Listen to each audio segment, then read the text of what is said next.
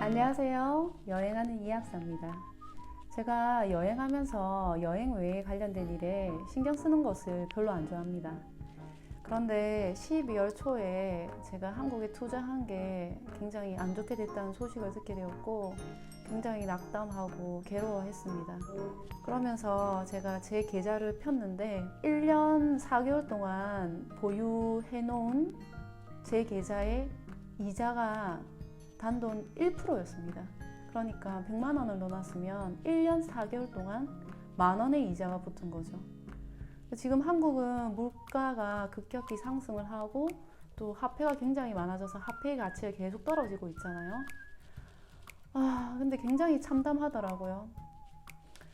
저는 지금 아르헨티나에 머물고 있고 아르헨티나의 오늘의 돈은 내일의 돈이 아닙니다. 그러니까 오늘의 만 원이 내일 5천 원이 될 수도 있는 나라에 살고 있거든요. 그러다 보니 제가 계좌를 확인하고 난 뒤에 굉장히 불안감에 덜덜 떨었습니다. 그래서 한 이틀 고민을 하다가 제가 결심을 했어요. 이 계좌에 얼마가 있던 간에 내가 이 돈을 투자를 해서 뭐를 만들어야겠다. 더 이상의 손실은 만들지 않겠다. 그러면서 저는 주식, 펀드, 그리고 비트코인을 하게 됩니다. 분명 투자하기 좀 늦었다는 그런 감도 있었지만 그래도 오늘이 가장 빠르잖아요. 그래서 바로 결심하자마자 실행하게 되었고요. 결과는 딱 2주간입니다. 2주간 수익률 25%입니다. 저는 이 수익률에 굉장히 만족을 하고요. 하나하나 자세히 설명을 드릴게요. 첫 번째, 주식입니다. 제가 주식을 한 지는 사실 10년이 훨씬 넘었어요. 그런데 이 계좌를 딱 펼쳐보니까 SK 하이닉스를 제가 그 당시에 사놨더라고요. 지금 2배 넘게 올랐더라고요.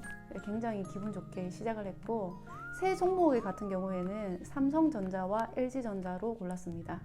왜냐하면 아르헨티나는 지금 여름인데요. 정말 삼성전자, LG전자 중고품들이 불티나게 팔리고 있거든요. 그래서 이 아르헨티나에도 먹히는데 딴 나라에는 얼마나 잘 먹힐까 이런 생각을 하게 되었고요. 그리고 외국 주식 같은 경우에는 요즘 전기차 이슈가 많죠. 그래서 테슬라랑 바이두 앞으로 향후 5년을 바라보면서 제가 투자를 했고요. 이 국내 주식, 외국 주식 합쳐서 10% 정도의 이득을 봤습니다.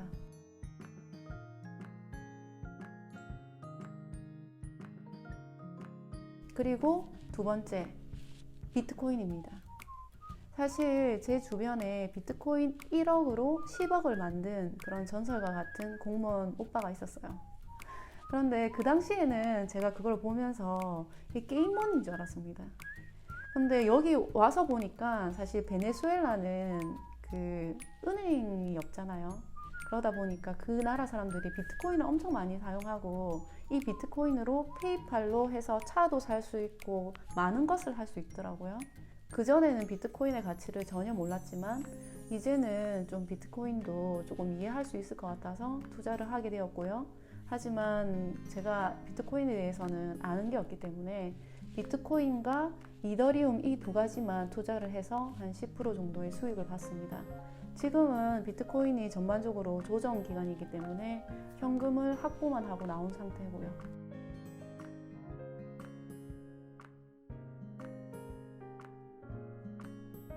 세 번째는 펀드입니다.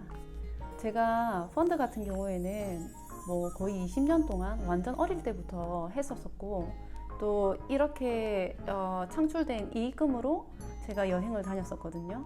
그래서 자신 있는 분야였습니다. 그리고 저 같은 경우에는 국내 대형주 위주로 된 포트폴리오의 레버리지 증권으로 해서 한 2배 정도 이득을 더 본 것 같고요. 제가 이렇게 확신하는 것은 또 지금은 증시에 워낙 자금이 많이 몰려있기 때문에 외국 기관들이 아무리 장난을 친다 하더라도 충분히 버텨낼 수 있을 것 같다는 생각을 해서 그렇게 과감하게 결정을 했고요. 저는 지금 2주간 투자를 해서 30% 넘게 이득을 보고 있습니다. 하지만 저는 3개월 이상으로 이렇게 끌고 갈 생각은 없고요. 단기 이익을 위해서 그렇게 과감하게 투자 결정을 했습니다.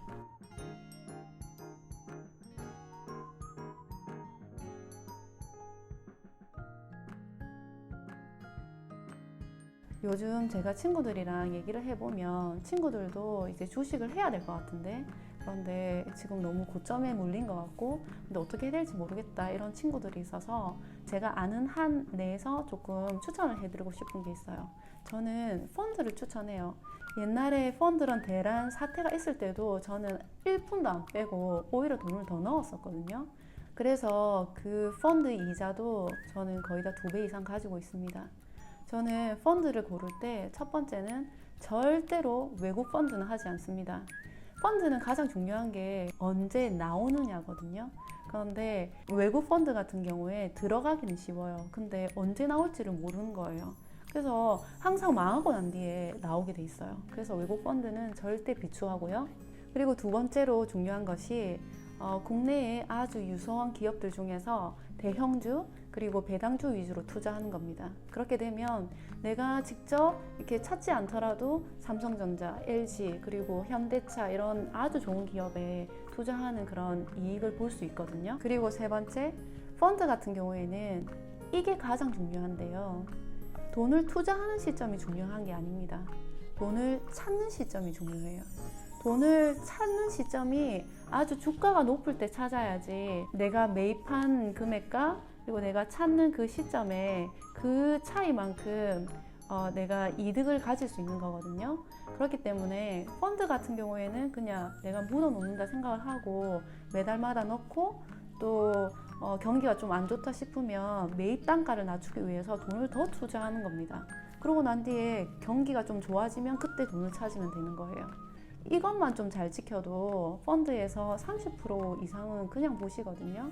근데 사람들이 욕심이 앞서거나 아니면 종목을 좀 잘못 선정하거나 아니면 잘못된 시점에 이렇게 찾으면 손해가 좀 막심하게 생길 수도 있고요. 아무튼 모두가 힘든 시점입니다. 저 역시도 너무너무 힘들고, 하지만 그래도 언제나 희망은 있으니까 너무 좌절하지 마시고 너무 힘들어하지 마시고 항상 기분 좋게 지내셨으면 좋겠고요. 제가 조금 더 투자를 해보고 조금 더 좋은 결과가 있으면 또 다시 기분 좋게 알리도록 하겠습니다. 1년 4개월간 1%, 그리고 2주간에 25%. 조금 이 현실이 슬프긴 한데 아무튼 다들 힘내시고요. 오늘도 화이팅 하세요. 우리 또 만나요. 안녕.